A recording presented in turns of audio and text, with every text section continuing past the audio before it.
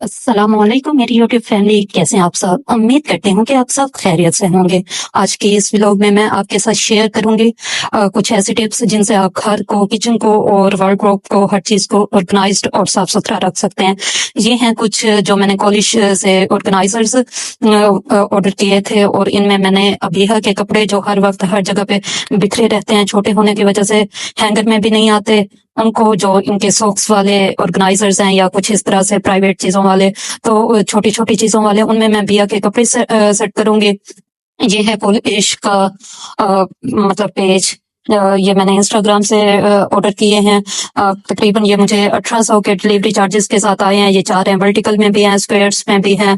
मैं हिजाब भी सेट करूंगी इनमें, जो हर वक्त मेरे बिखरे रहते थे और एंड टाइम पे मुझे मिलते नहीं थे, ना ही ये बुरके के साथ और ना ही किसी ड्रेस के साथ। ये हुरम भी मेरे साथ आ गई चीजों को सेट करने में। आपको तो पता है हुरम को काम करने का बहुत ज्यादा शौक है। ये जो सारे हैं ग्रिड्स वाले, इनमें मैं बिया के कपड़े सेट करूंगी, और जो दूसरा था स्क्वायर वाला, तो उसमें मैं अपने हिजाब सेट करूंगी, किसी में कुछ प्राइवेट चीजें सेट करूंगी, और कुछ में मैंने सेट किए हैं अपने शोहर की बुनाने, जो हर वक्त वो मुझसे पूछते रहते थे किधर है, और जितना भी मैं उनको अरेंज या ऑर्गेनाइज करती थी, वो फिर भी मिलने में बहुत कम होती थी। इनकी क्वालिटी मुझे बहुत ज्यादा पसंद आई है, मेरी तरफ से रेकमेंड है, लेकिन ये कोई पेड प्रमोशन नहीं है।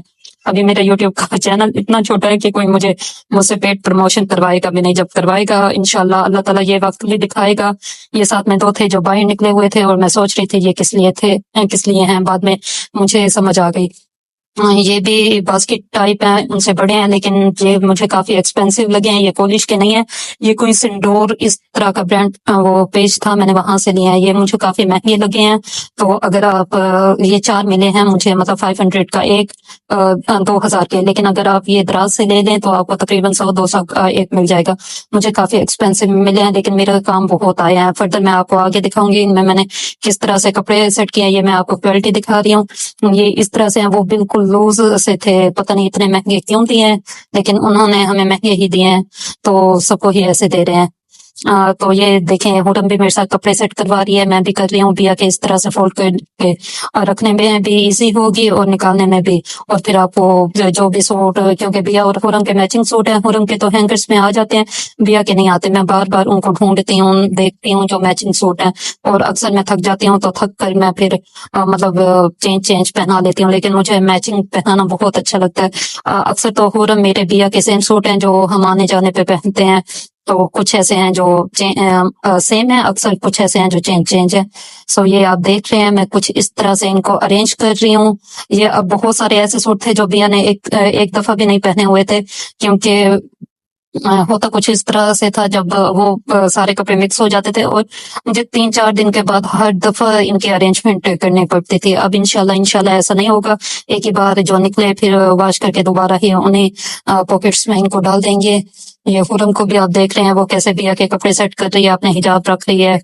तो मैं उसे मना कर रही हूँ कि ये नहीं रखने, लेकिन फिर भी वो कह रही है मैं अपनी मर्जी से इनको सेट करूंगी, आप अपनी मर्जी से करें। अब यहाँ पे देख सकते हैं कि पहले किस तरह से हुरम और बिया की वार्डरोब बिखरी हुई थी।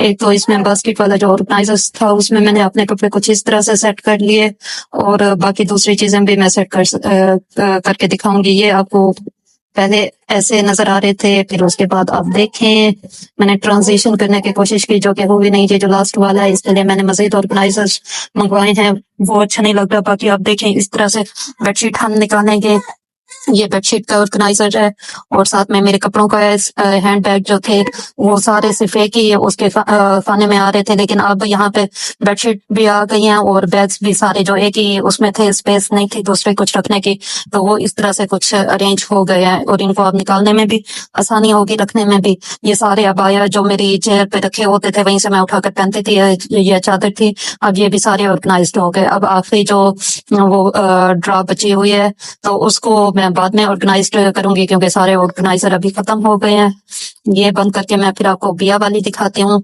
जिसमें ना मैंने बिया के छोटे छोटे कपड़े ऑर्गेनाइज्ड करके रखे हैं। सो ये इसको बंद करना जरा मुश्किल होता है कि, सामान चेंज करने के दौरान ये थोड़ी सी टूट गई थी। ये अब आती है बिया और मेरी और उसके बाबा के से। तो यहाँ पे हम ना देखते हैं कि किस तरह से हमने बिया के कपड़े अरेंज किए हैं। पहले मैं आपको अपने और अपने हस्बैंड के दिखा दूं। ये हर वक्त ऐसे ही प्रेस ठहरे रहते हैं। ये बिया के नहाने का सामान, ये सारे आप देख सकते हैं। ये नीचे वाले फिर से खराब है, इनके लिए भी मैंने ऑर्गेनाइजर्स ऑर्डर किए हुए हैं। ये देखें मैंने किस तरह से बिया के सारे ड्रेस। अच्छा, पहले ये इतने ज्यादा लगते थे ड्रेस इसके, लगता था कि किसी चीज में आएंगे ही नहीं। ये पॉलिश आप देख सकते हैं, इसी ब्रांड के हैं। इसको मैं ज्यादा रेकमेंड करूंगी। तो ये देखें, ये मैंने इस तरह से अपने हिजाब सारे सेट कर दिए। अब मुझे इनको निकालने में भी आसानी होगी और रखने में भी, वरना ये सारे इतने बिखरे हुए रहते थे, समझ ही नहीं आती थी कि ये क्या क्या चीजें। ये मैंने अपने हस्बैंड के सारे बनाने रख दी और इसमें सारी प्राइवेट चीजें जैसे पैड्स वगैरह या ब्रा होती हैं या पैंटी होती हैं, वो सारी इसमें मैंने रख दी। कुछ बिया की बिब्स भी रखी हैं और ये मेरी टाइट्स थी, इसको बाद में अरेंज करूंगी, लेकिन अभी मैंने इधर ही रख ली है। सो आप देख सकते हैं आप, ये कितने अच्छे लग रहे हैं और सारी जगह बची हुई है, वरना ये सारे इतने भरे हुए थे और एक चीज उठाते थे तो सारे कपड़े गिर जाते थे। कोई सीक्वेंस नहीं थी, कोई सफाई भी हर दूसरे तीसरे दिन करनी पड़ती थी। अब इंशाल्लाह देखते हैं कितने दिन बाद सफाई करनी पड़ेगी, लेकिन लगता तो नहीं है आप सफाई की ज्यादा जरूरत होगी। ये इलास्टिक भी मैंने बिया का रख दिया, क्योंकि बहुत सारे सूट ऐसे हैं जिनमें अभी तक इलास्टिक ही नहीं डला और उनका पता भी नहीं था। और एक तरफ मैंने इसके रेडीमेड कपड़े रखे हैं, एक तरफ मैंने रखे हैं जो घर में पहनती है। रेडीमेड ज्यादातर आने जाने पे पहनती है। और ये इसका नहाने का सारा सामान, साथ में हुरम की हेयर एसेसरीज थी। ये है बिया की परफ्यूम, बहुत अच्छी है। आप ये अगर लगाएं बच्चों से, ना ही दवाइयों की स्मेल आती है ना ही दूध की स्मेल आती है, तो ये काफी अच्छी है बनिस्बत पाउडर के। तो ये हुरम की पोनी है।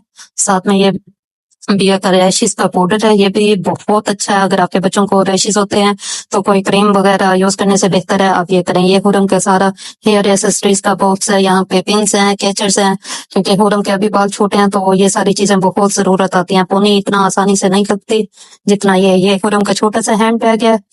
पहले उस घर में जो हमारा पुराना घर अब बन रहा है उसमें तो हुरम की बहुत सारी एसेसरीज होती थी, जैसे ग्लासेस होते थे और बहुत। ये कप मैंने ले लिए तो 2-3 मैंने बाहर निकाल लिए, क्योंकि हम 2 बंदे हैं, बाकी इधर रख लिए ताकि मेहमान वगैरह आए तो उनको फ्रेश निकाल कर दें। ये आप बताएं कि कैसी लग रही है। जो बेडशीट मैंने आपको दिखाई थी निकालते हुए, ये मैंने डाल ली। अभी रूम साफ नहीं हुआ, बिया को नीचे सुला दिया। हुरम भी शायद उसी के साथ ही होगी।